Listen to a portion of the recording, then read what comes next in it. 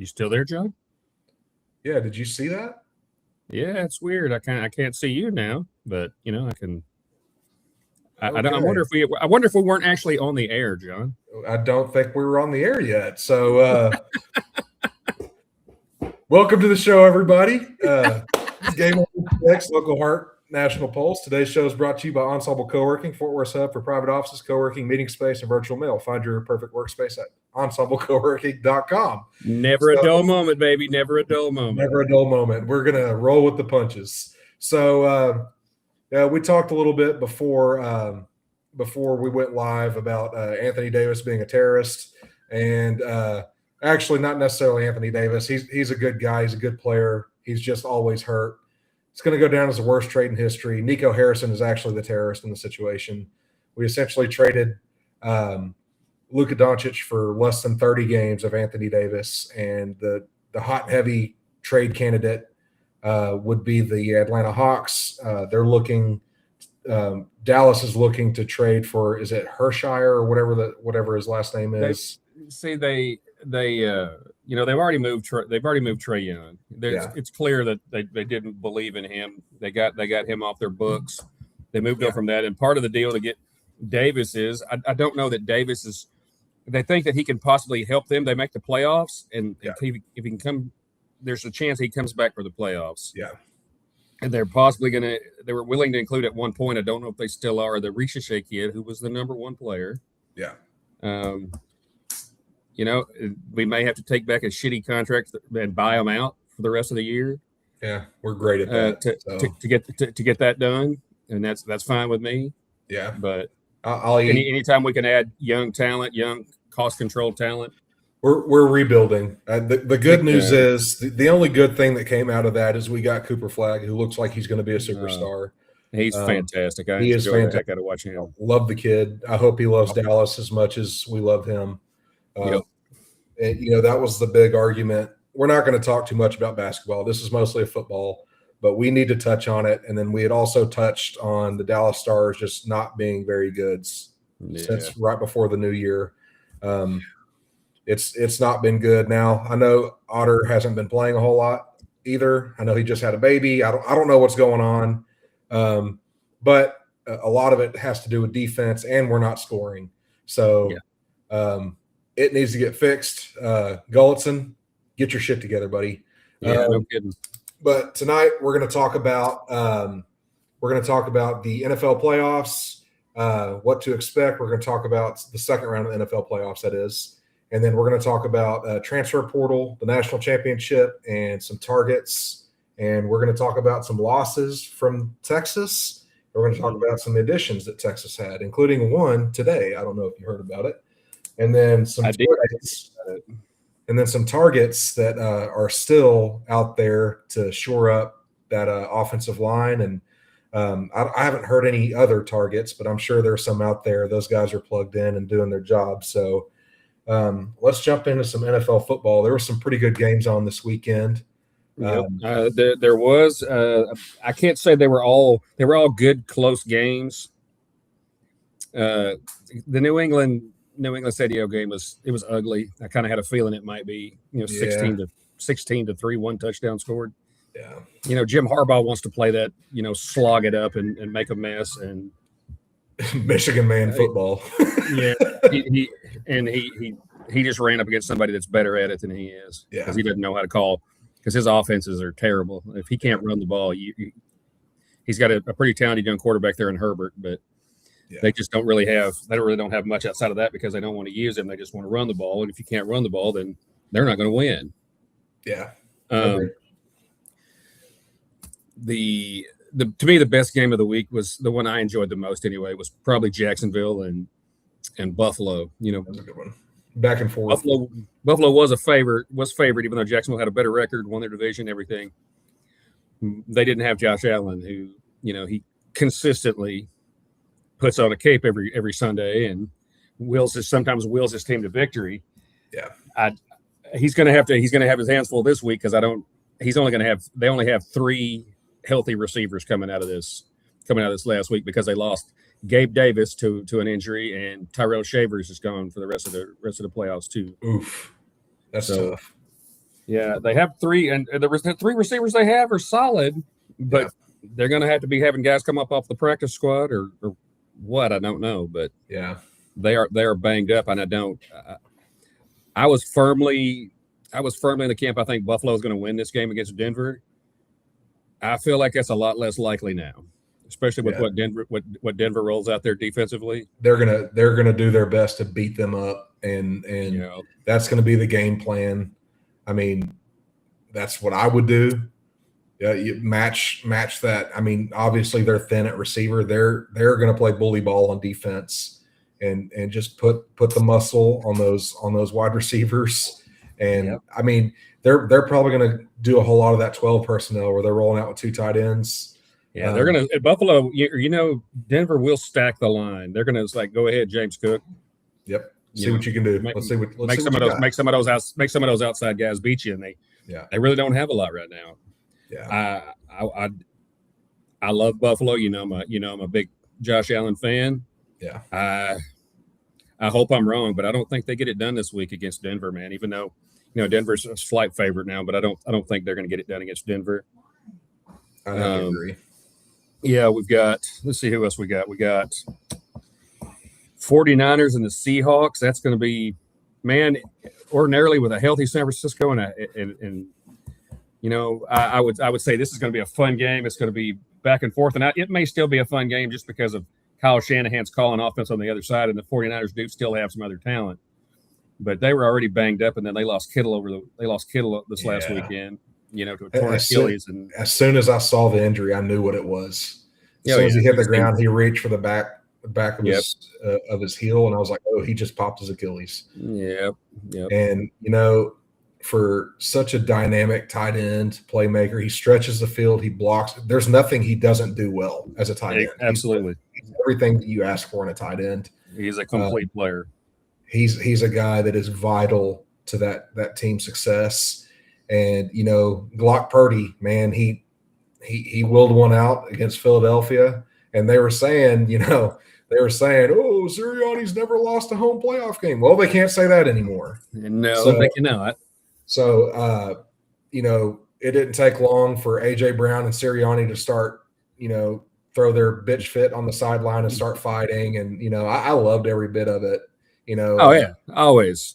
The guys on 105.3 The Fan, they listened in, and God, they were you'd think they didn't win a Super Bowl last year. That they're wanting to fire everybody, get rid of A.J. Brown. He's terrible. Yeah. Like you guys are.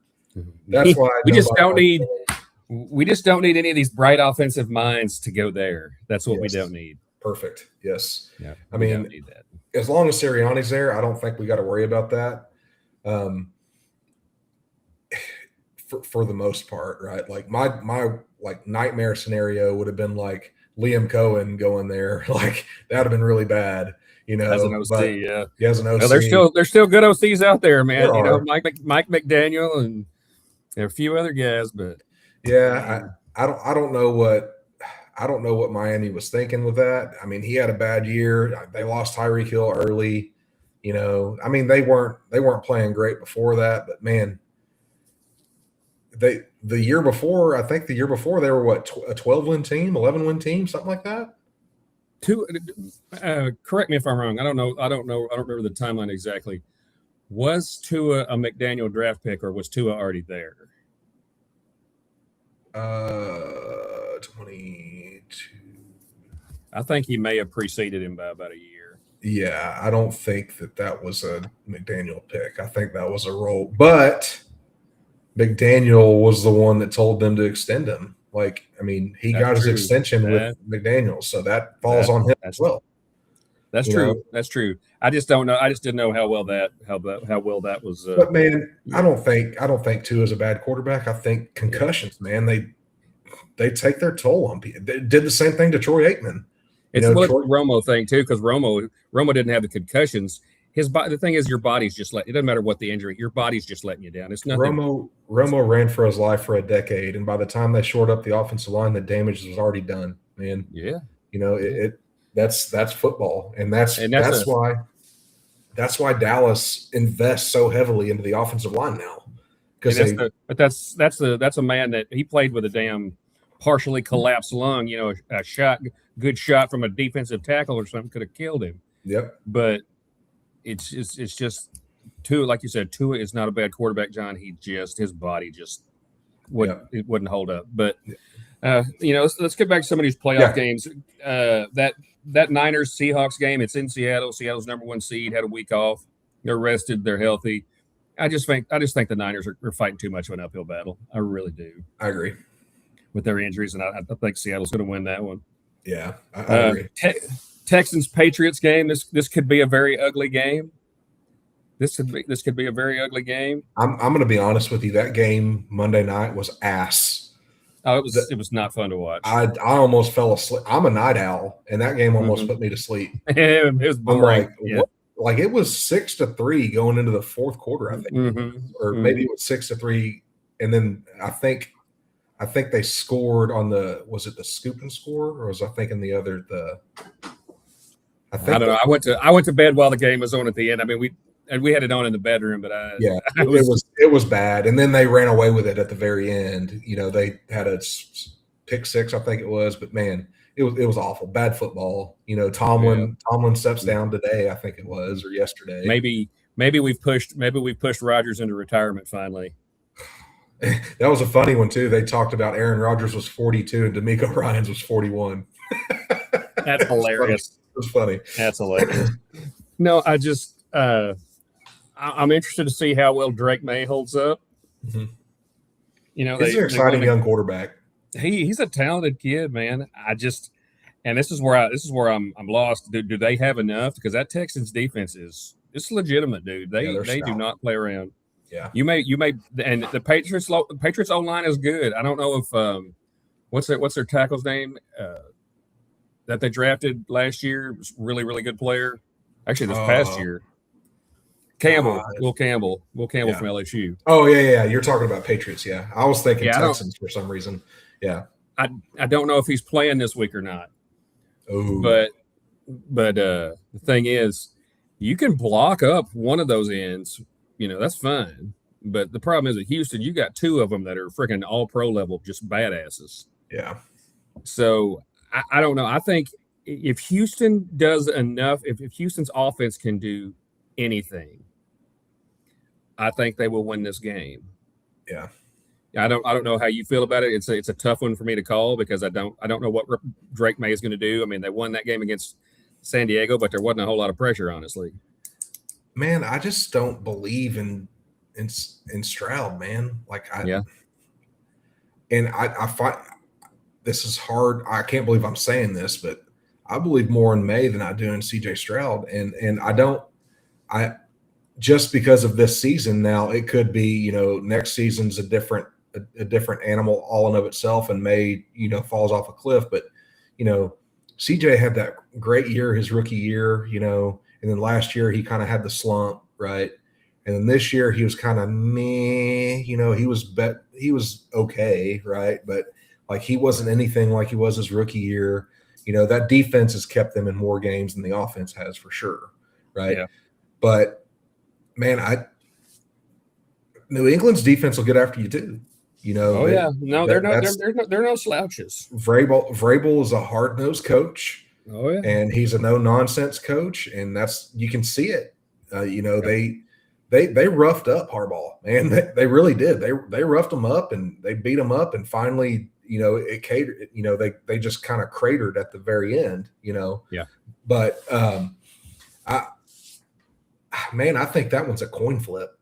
Yeah, that's a tough one. That's a tough one for me to call, man. That one's a tough one. I mean, if Houston came out and dominated them, it wouldn't surprise me. But then again, if New England came out and dominated them, that wouldn't surprise me either. If it's a close game, that wouldn't surprise me either. It's too tough to call for me. New England, they do have a good. We talked about Drake May and how good he is, how good he's been. He's probably going to be the MVP this year. They do have a really strong run game with Travion Henderson and Ramondre Stevenson back there. They do. So if they can run that ball against that Houston defense and control the clock, keep that pass rush at bay, then they got a good shot to win. But that's a really tough one for me to call. But I think the key is, like you said, Will Campbell's got to play.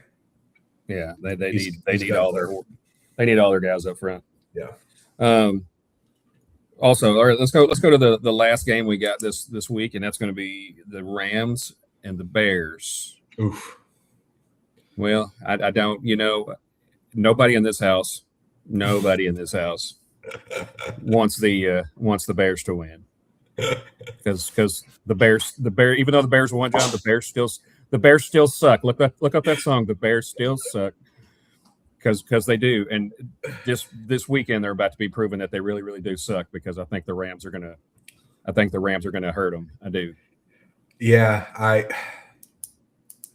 I think the magic's going to run out for the Bears. I think here's the thing, right? I liked Ben Johnson when he was the OC in Detroit. Yeah. Hot take. Ben Johnson is a douchebag. Well, I'm not. No, I saw. No, trust me, you're not getting any arguments from anybody in this house. Ben Johnson is a douchebag. He showed it, like when he went in after they. I mean, you saw it. There's no doubt that he and LaFleur don't like each other, right? There's no doubt about it. But what I saw afterwards in the locker room, right, when he said "F the Packers," right? I'm like, dude, you're a professional football coach. Yeah. And you're acting like a 19-year-old child. Yeah. Act like you've been in the league for 10 years. Yeah. Did you see the handshake afterwards, or that drive by? If that's what you call it. It's more like a drive by. Yeah. It was. I was like, man. My pops was telling me about it, and he was like, "Did you see that after the game?" Because they came over, and he was like, "Did you watch the game?" I was like, "Yeah, I watched all of them this weekend." And he go, but after the game was over, he said, "Man, that drive by, handshake, if that's what you want to call it, they didn't make eye contact. It was just like a, we're out of here, right?" LaFleur was just like stunned, because he was like, "See, that's the thing, though. You're supposed to, as we are taught growing up, you win with class, you lose with class. Yeah, you don't try to go demean other people. You don't hang your head in shame either." Yeah, I mean, but it's just there was an element of zero class there, in my opinion, and I saw that. And you're talking about the comments after the game, and it's unnecessary. And honestly, John, that game, Chicago didn't win that game. No, Green Bay gave them that game. They lost that game. Chicago didn't win that game. Chicago had 9 points going into halftime, I think, or maybe it was 6 points. They didn't have many. They looked totally discombobulated. Mm-hmm. Caleb Williams played like ass the first half. Mm-hmm. He didn't even play great. He made one good throw where I was like, "Oh my God," that's where he was falling off to the side and he threw it. Oh yeah, no, I understand that. It was a great play. I was like, "Wow, that's amazing." But that's a kid that won the Heisman when he was in college. That's the kid where you're like, "Wow, that's it." I'm not doubting his talent, right? I think Ben Johnson is a hell of a coach. I think they have outperformed what everyone has expected of them, right? I mean, making it the first to the wild card round and winning in the first round and going to the second round of the playoffs is pretty impressive for Ben Johnson, especially with a perennial loser like Chicago. Let's just be honest. Yeah. But he's not doing himself any favors acting like a first-class asshole like that. Yeah. That's it's uncalled for. But I think they're going to be shown what they really are, because they really they have a history of starting slow, and they've got what they lead the NFL in comeback wins this year. That last one was counted as 1-2. Like I said, Green Bay Chicago didn't win that game. Green Bay gave it to them. You start slow against McVay and the Rams, you're going to be betting down 21 before you can blink. Because they will. They've got weapons all over the place. They will run the ball down your throat, and they will come after you with their. If they get a lead on you, you are going to be in trouble, because they will come after you. Oh yeah, they've got nice young pass rushers, a good solid defense. Man, they are. There is a reason they are the cream de la cream of the league, man. And McVay knows what he's doing. He's a brilliant young mind, and I think he's a Shanahan guy too, I believe. So he's a Kyle Shanahan guy, absolutely. I mean, we've talked about those guys, man. He's one of those guys, Oh yeah. Yeah, I hate the Niners, but I would love to have Kyle Shanahan as my coach. And nothing against Brian Schottenheimer, I'm a fan. Yeah. But Kyle Shanahan, I love watching that dude call an offensive call a game. Yeah, he will run some plays knowing it's not going to work just to set something up for 2 quarters later. Yeah, he'll lose 2 yards because he knows he's going to gain 25 on the next play. Later in the game. He just and I love that. That's very Greg Maddux. It's a chess match. Yeah, very Greg Maddux like. He will throw you a pitch just to have that in your mind. Change your eye level. Just have that in your mind. He'll throw you a couple pitches out here, having that in your mind. Yeah, and then you'll forget about it. So he won't do that again. Well, I mean, let's talk about Dallas for a minute because that's it for the playoff games, right?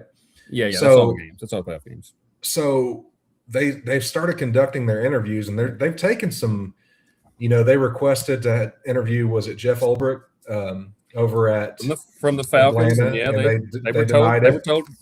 They were told go kick rocks. Yeah, and I said okay. So Jim Leonard is a guy that they requested, which I think he's the defensive passing game coordinator for the Broncos.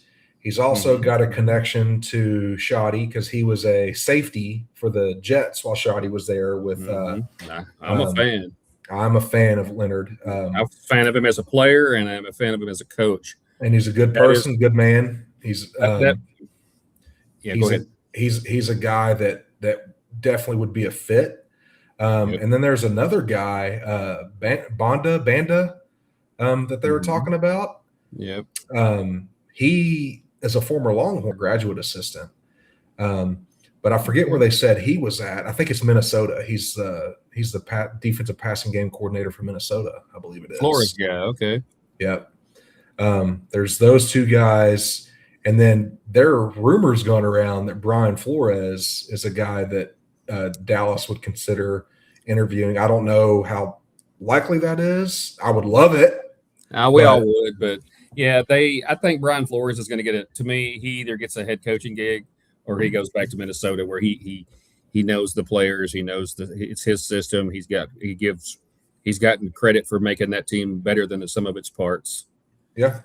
And so, I think he either gets it. I would love to have him here. Yeah. I was actually pretty excited about the kid that they're going to interview from the Eagles. The what's his name? Christian Parker. He's the Eagles defensive backs coach and passing game coordinator. Okay. He's worked with Vic Fangio at a couple of different stops, and I see some good things there. He may be a tad bit on the young side. He's been coaching since he was 22. Okay.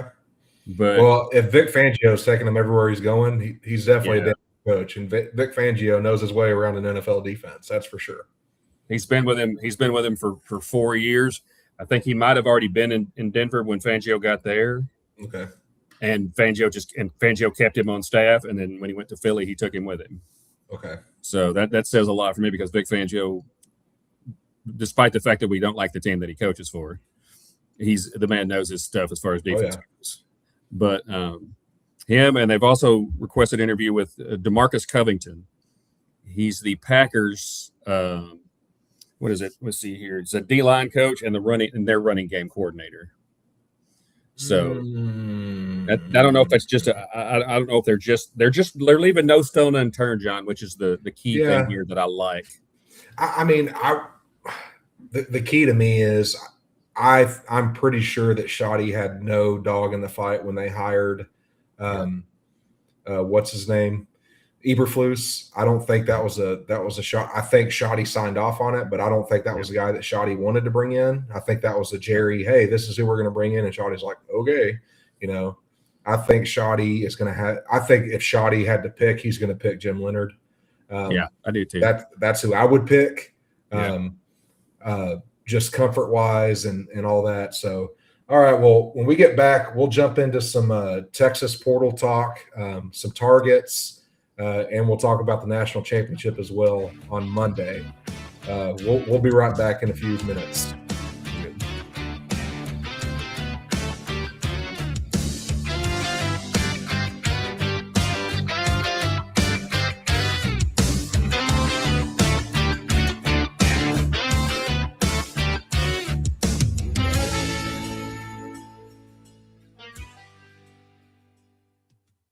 If you are trying to quit drinking or doing too many drugs, listen to me. You don't know me and we'll never meet. I had a problem like you once. I drank and used to party a little too much till it got out of control and almost ruined my life. I realized I needed help to fix my problem before it totally destroyed me. If you've tried to fix your drinking and drug problem and you know you can't do it alone, you need to call the National Treatment Advisors. They'll immerse you into a 30-day program to replace your old habits with new habits and totally change your life. And if you have PPO private health insurance, the entire program may be covered. Fix your problem right now before it gets any worse. Get clean. Call now and learn more. 877-247-1581. 877-247-1581. 877-247-1581. Attention all business owners and creative minds. Do you need a unique and personalized touch for your products? Look no further than Romika Laser Engraving and Custom Designs. I'm Ron Phillips, co-owner of Romika Designs. We offer custom laser engraving services for a variety of products, including promotional items and corporate or personal gifts. With state-of-the-art equipment and a team of skilled designers, we can engrave intricate designs on virtually any material. Whether it's a special message, a company logo, or a custom design, Romika Laser Engraving will help you make your mark. And the best part, our prices are affordable and our turnaround time is quick. I couldn't be happier with the work Romika Laser Engraving did for me. The engraving on my product was precise and exactly what I wanted. So don't wait any longer to add a personal touch to your products. Call Romika Laser Engraving and Custom Designs today at 817-400-4040 or visit our website at romikadesigns.com. We look forward to helping you make your mark.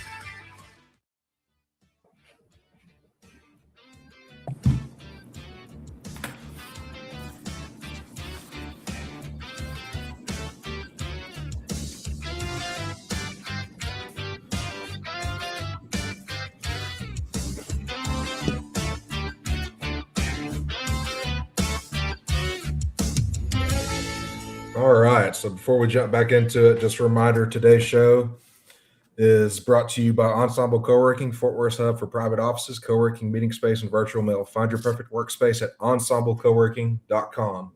So I was just perusing the chats and all that other stuff about recruiting, et cetera, et cetera, et cetera. So that's what I spend the majority of my free time doing because I am a fiend when it comes to that stuff. So let's jump into the national title game. We got, of course, Miami. Can't believe I'm saying Miami's back in the national title game, playing Indiana, which is somehow even harder. That's even harder to say, John. Right, because we're not talking about Bob Knight coaching basketball and them playing for a national title. This is football, right? So, all hail Kurt Signetti. Man, he's a hell of a football coach. We talked a little bit last week. I thought that they were going to beat the piss out of Oregon. I didn't think it was going to be that bad.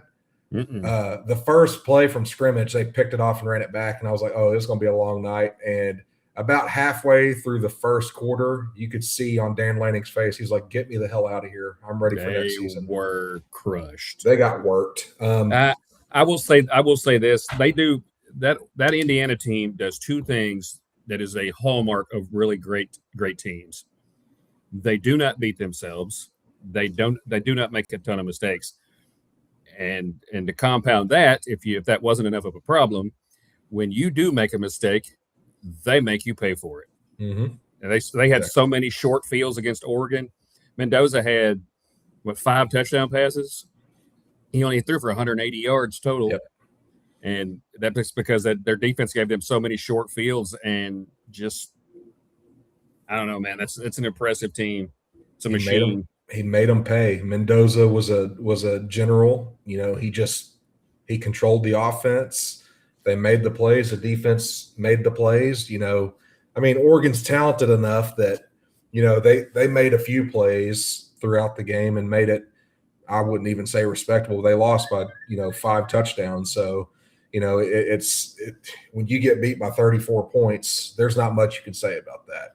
You got dog walked by a basketball school, and Kurt Signetti just went out there and went out there and slapped the hell out of Phil Knight. And Phil Knight was like, "Oh my God, what the hell?"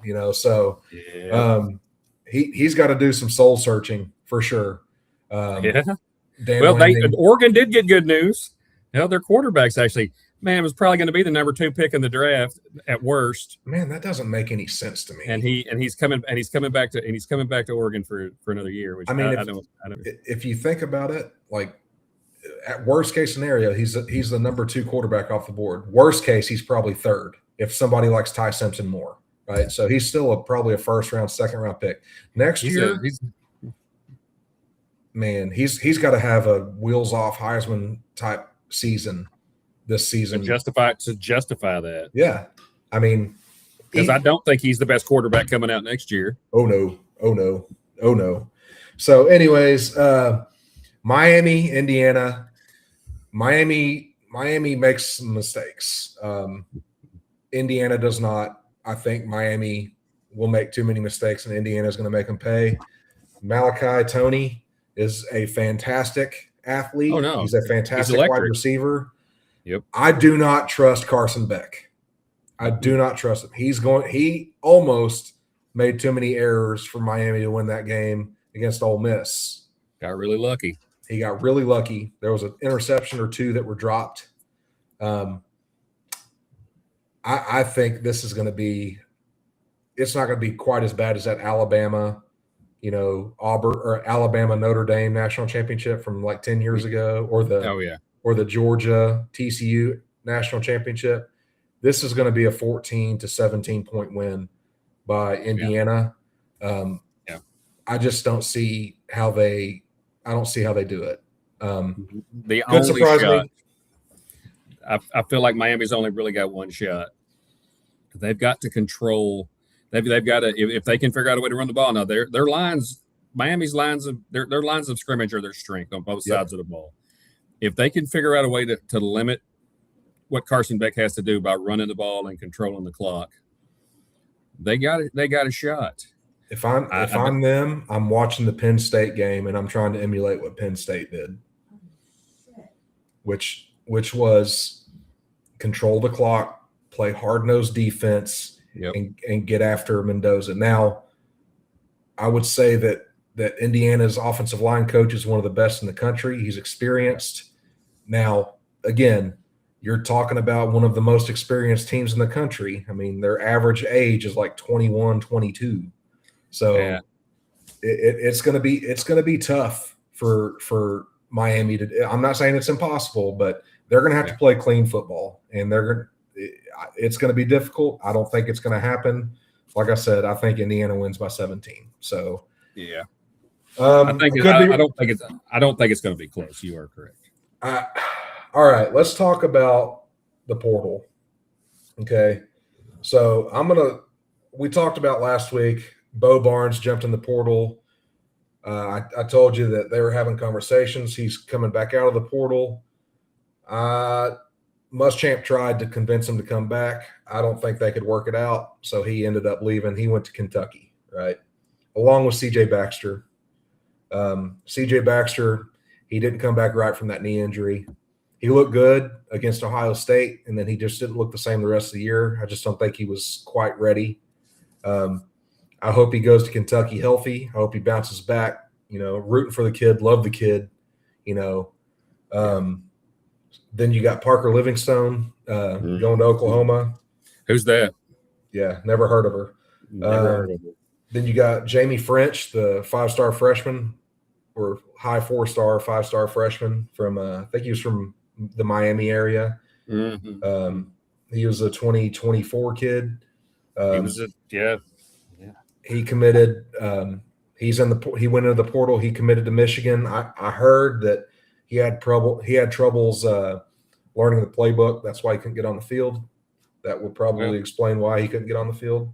Lockett ended up finally getting on the field late in the season. He got on the field. He actually scored a touchdown in the bowl game. In the game against Michigan. Louisville got Santana Wilson. That's son of Adrian Wilson. I really liked him. I wish he would have stayed around, but I get it. Colorado has DeAndre Moore, Leongo Lafau. Good luck. Yeah, DeAndre Moore kind of shopped around a little bit. I think he was trying to find a place where he could be featured. I like DeAndre Moore, but He's not that good. The juice wasn't worth the squeeze. You know, he was He's not making a that- lot he's of not- money. He was making a lot of money, and Mhm. Texas was like, "Hey, you can't make that kind of money here." They're not going to just pay for potential anymore. They're going to pay for production. Yeah, and we'll talk about that in a minute, right? Then you got Arizona State signed Caleb Chester. He was a 3-star kid, super cerebral. Just didn't get a chance. Corner. Baylor signed Nate Kibble. He's an offensive lineman. I think he was going into his junior year. Florida State signed Trey Wisner. Love Trey Wisner. He was asking for way too much money. That's going to be a bad situation that he's walking into because they've taken a beating. Oh yeah, Florida State has taken a beating in the portal this year, and it's Mike Norvell's make or break year. They don't do well. He's gone. Yeah, he gone. North Carolina got Jordan Washington. NC State, Daniel Cruz, offensive lineman out of North Richmond Hills. That's okay. We traded somebody for him. Yeah, he was the heir apparent to center, and I don't know why he left. Jarrett Gibson, he went to Purdue. Maryland, Lawhon Johnson went back. He actually came here from Maryland, didn't get any playing time, went back to Maryland. And then Kansas got Connor Stroh. And then specialist Austin kid, can't think of his name, the kicker. Stone. He went to UCF. There's another kid that left too. I've ran out of room on my paper. There was a lot of them leaving. There was a lot of them, but you know, I think there were 26 or 27 that left. Nick Brooks left. He's that one kind of hurt my heart a little bit because I have a theory on that one. I think they wanted him to play inside, and he was like, "I don't want to play inside." And they said, "Well, that's where you're going to play." And he was like, "No, I'm not." And he jumped in the portal. He had one of the lowest grades I've ever seen. He had a 0 grade in a game that he played, which is typically not very good. That's impressive. That's impressively bad. You almost have to try to be that bad. So some of the key additions that we have, right? Got Raleek Brown, 1,000-yard rusher out of the Big 12, Arizona State. He was a former John's other school. Yeah, that's my alma mater. He was formerly committed to Oklahoma before Lincoln Riley left, and he went to USC with Lincoln Riley. Played there a year, jumped in the portal, played there a year or two, then jumped in the portal, went to Arizona State. You got Hollywood Smothers, another running back. Again, he went to Oklahoma, left in the portal, went to NC State. Now he's at Texas. For the record, let me one note on Hollywood Smothers. The Bama people are seriously PO'd at him. Oh yeah. Because he had committed there. Hell, he was even he hadn't signed any of his paperwork, but he had already enrolled in classes and everything. And then Texas came rolling up with that big bag and said, "Hey, you want to come over here, young man?" Bama doesn't like losing at their own game. They've been doing this for years, and Texas is better at it than they are. They don't like it. The big silver tuna, Cam Coleman out of Auburn, number 1 recruit in the portal, came to Texas, and I told Bill, we both didn't have a good feeling. I said it's either A&M or Texas. He's not going to the Big 12. I don't. Then they started. Well, we thought he might go to Bama as well. Yeah, I just didn't see it. He didn't trust the quarterback situation, and I think he wanted to play with Arch. I think he wanted to play on a high-powered offense where he's the number 1, and they had plenty of talent that they couldn't double team him every play. Clearly, they didn't. Clearly, that's why he didn't go to A&M, because their quarterback is ass. He was a Heisman candidate. If you look at the numbers, Arch was just as good, if not better. Heisman ass. Then you got Michael Masunas. He's an inline tight end from Michigan State. He's going to do great things here. Dylan Sikorsky, he's a guard. He played tackle guard at Oregon State. He had like 6 starts there, 400 something snaps, never gave up a sack. He's a depth person. We need fat guys. We do need fat guys. We got Ian Gaffard, who is a massive individual. He's from Arkansas. He's a fat guy on the defensive side of the ball. We need some offensive side fat guys. Yeah. Zion Williams. He was a big time recruit in the 2024 class.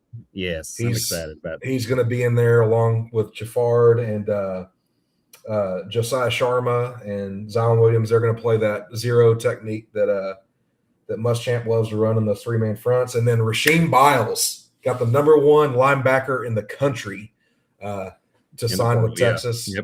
Yep. He's fantastic. He really makes plays. He'll hit you in the mouth. We got Justin Cryer from Florida State. He's just I think he's a goal line linebacker. He's see ball, hit ball type guy. He's not going to offer you much in coverage, but he's a depth guy. And then you got Bo Masco. He is a great corner that we got from Rutgers, probably their best corner. We convinced Kobe Black to stay. He went into the portal and came back. Excellent. And then we got a punter, Mac Chimuto from Florida State. We got a long snapper. And then we got Gianni Spytek from Memphis. Mm-hmm. He's the kicker. And then late this afternoon, we got Jonte Newman, a 4-star offensive tackle from Texas A&M as a depth piece. Oh, what? The horror. Yeah, so tell us how we can hit Marcel Reed. We already do that. Never mind. We don't need that. So what we still need, probably use another player in the secondary. Yep. Roberson jumped in the portal a few days ago. That kind of sucks. So we'll need another player in the secondary. We need an edge. We could use another linebacker because Cade Uvalde decided to go play at BYU for whatever reason. I think he's from there, but whatever. He sucks anyways. I'm just being bitter. And we still need 2 offensive linemen. Yep. I would love Jordan Seaton. He jumped in the portal. Yeah. He's the number 1 tackle in the portal. Now that's a kid that if he comes here, that's a discussion that they'll have to have with Gooseby. Is Gooseby going to kick to the right side, or is Seaton going to kick to the right side? And Brandon Baker would kick inside. Yep. And now you're cooking with fish grease. I like the kid. I don't know if you have seen the kid from Maryland. I don't know how to pronounce his name. Yeah, his name is Alu Ba. He's on my list too. That's another kid that I want. I really wanted the kid. Was his name Bruner from Wisconsin? Guard. The one that went to Indiana. But like I said, like I saw the comments, some people just said some people are just Midwest guys, and he was recruited. He was recruited by the coach at Indiana. The Indiana coach was his offensive line coach at Wisconsin. It made sense, but this kid from Maryland, dude is 6'6", 327. He started 12 games at Maryland, gave up 1 sack. He was originally a Georgia kid. He went to Georgia and transferred to Maryland. He fits the mold for Kyle Flood, which is big humans. The big humans, That's what he likes. There's another guy that they're talking about, Mason Barton. He's a lower level prospect, Jackson State. He's 6'7". He's huge, right? Yeah. But he's got 970 snaps. He's a kid that you can bring in. He's depth. He's going to be cheap, right? And we'll get into all that after we talk about these guys and kind of what the direction they're going. And then Jackson State kid, he'll probably be your swing tackle guy. He's insurance in case Kojo's not ready, right? Coming back from his knee injury. And then you got a kid named Jordan Church. He's an offensive guard from Louisville. He split reps. He's got over 1,200 reps in college football between Florida Atlantic and Louisville. He's a guy. He'd just be another body in the room. He's experienced, which is what you would need. You would hope that Kyle Flood could develop a little bit, and he could, at worst case, be a safeguard. Now, it is what it is. Again, silver tuna would be Jordan Seaton. As of right now, Texas, Oregon, Miami, and Florida are in on that. The favorites right now are Texas and Oregon. Oregon isn't going to make it easy because they've got FU money with Nike. It's all going to be throwing. It's all going to be who throws them. Honestly, I think all of these teams are good teams. It's going to be whoever throws in the biggest bag. And like if I had to guess, right, Oregon's going to say you can play left tackle, and Texas is saying, hey, it's going to be between you and Gooseby. And if Texas won't promise him left tackle because they owe it to, then fine. He says, you know what, I want to go play there. That's fine. You can go there and you can get your ass whipped by 35 by Indiana again next year. Whatever. Mm-hmm. That's fine. Mm-hmm. But they've also got another guy coming in with Ed on the edge. Caleb Herring, an edge from Tennessee. He's supposed to visit this weekend. Yep. Apparently, they've got a lot of visits lined up. Again, they're in the dead period. It ends today. They can start visiting. They were on the dead period Monday through Wednesday, which makes sense because that's when they start class. The dead period itself doesn't make sense, but the timing kind of does. Yeah. With incoming freshmen for the spring, and then you got them starting class and all that other stuff. So that part kind of makes sense because believe it or not, these kids actually do go to class, unless you go to A&M or Oklahoma because they don't really care about school. Hey. I had to get my jab in there. Oh my gosh. He completely threw me off from what I had something to say. I'm sorry. I'm sorry. It's gone now. Not that it's that hard. I'm getting old. It happens. You look great. Thanks, bro. I appreciate that. Now carry on. I'll get back to that thought in a minute. I don't remember what it was now. So, there are a lot of people that were freaking out because there wasn't a whole lot of movement. Every guy that jumps in the portal, they're like, oh, we need to go get that guy. It's like, hey, they've got a plan. They really like the Coleman kids from Cedar Hill. I believe they're going into their sophomore year. I think there were 2 offensive linemen and there was a defensive lineman. They were all brothers. I don't think they're triplets. Maybe they were triplets. They could be triplets. I can't remember. But 2 of them were offensive guards, or maybe one was a tackle, one was a guard. But they say that I can't remember which one they said they think can play right now. So that's one thing to think about in regards to, where they're going with this. They think the Dylan Sikorsky kid can develop with after a year. That Sikorsky kid probably isn't going to play this year, right? They're just replenishing depth. The thing is, a lot of people don't realize, you see it everywhere. Ohio State's, they're purging talent right now, young talent. Oregon, A&M, I've seen, who else was it? Georgia's losing talent. Alabama, they're losing talent. There's all these schools are losing kids in the portal, and a lot of it has to do with the fact you can't just pay kids to sit on the bench. So what they're doing is they're giving these kids giant NIL deals right out of high school to come in and sit on the bench. And then you got all that cash tied up when you need kids that can come in and contribute right away. You can't do that with freshmen that aren't ready. And in the grand scheme of things, if you recruit 25 freshmen every year, there might be 1 or 2 that can come in and play right away, contribute in some form or fashion. Yeah. I'm not saying they come in and start. Yeah. And very rarely is it going to be a lineman. Right? Very rarely, because just like in middle school to high school, it's a different speed. And it's even worse when you go from high school to college, right? Because everyone in college was the best player on their team, right? Or the best player on their defense or offense or whatever, right? So you're seeing a shift where these blue blood programs are going to start recruiting these smaller high school classes, 15 kids, 10 to 15 blue blood, blue chip prospects.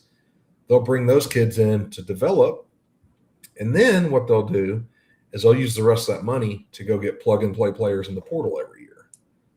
That's the way that it's trending. And they've mentioned that the SEC is going to 105 player rosters.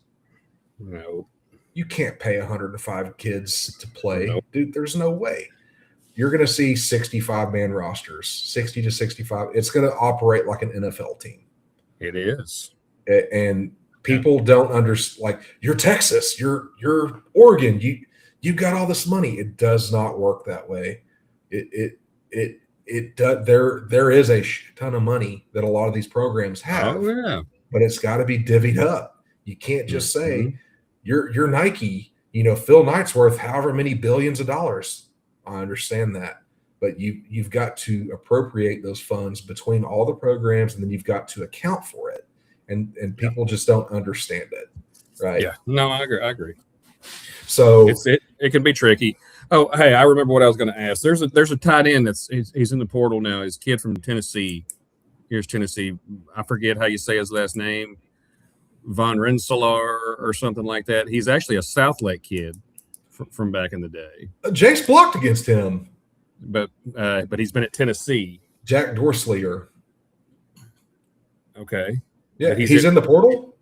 A tight end. Yeah, from Southlake. Yeah, he's at Tennessee. But last I saw, he was in the portal. And that's somebody that I would seriously be interested in because the kid was like a 4-star recruit out of high school. Yeah, he was a defensive end and tight end. He played more on defense at Southlake. I don't know what the plan was at Tennessee. I think they recruited him to be a defensive end, but Jace played against him as a sophomore. He was their starting defensive end, and he did well against him. Jace said he was strong as shit. I mean, he's a 4-star Division I athlete, so I imagine he would be. So, I read somewhere there are 10,000 kids that went into the portal. Jack Van Dorselaar, is that how you say it? Jack Van Dorslier, yep. Van Dorslier, yeah. But it's 100%. I'd like to see that kid at Texas. With everything that they've got, I mean, they've got 3 or 4 tight ends on the roster. I don't see it happening. They took the kid from Masukas. They took him from. And then they've got I thought he would be more of an inline guy, John. He is. And then we've got God, what is his freaking name? They put a bunch of weight on him. He's going to be the starter. I'll have to text you what his name is. Okay. Because it's just escaped me. But Masukas is going to be the inline tight end, and you're going to have your receiving threat is it's not Jordan Washington because he left. It's the other guy. Can't think of his name right now off the top of my head. There's too many names rolling around in my head now. It's not Nyblack either. He left. Nope, it's not Nyblack. He's an Aggie. He never played here. He didn't matter. So, anyway, that's just a name that popped up that I saw that I wouldn't mind seeing about that. Yeah, there's your last day to get into the portal. I believe is Friday, or is it Saturday? I think it's the 16th. Your last day to get into the portal is the 16th. That doesn't mean, and that's for undergrads. I think graduate transfers can go in whenever.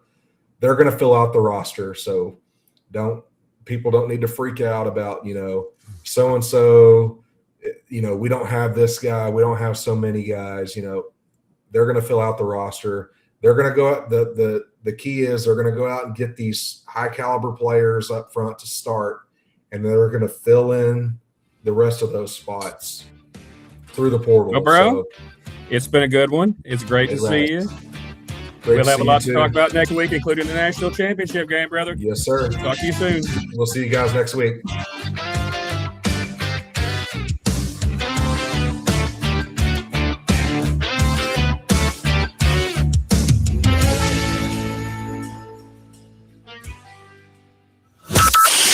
From Burleson to Venus and Grandview to Godley, this is the voice of Johnson County, Joco Community Radio.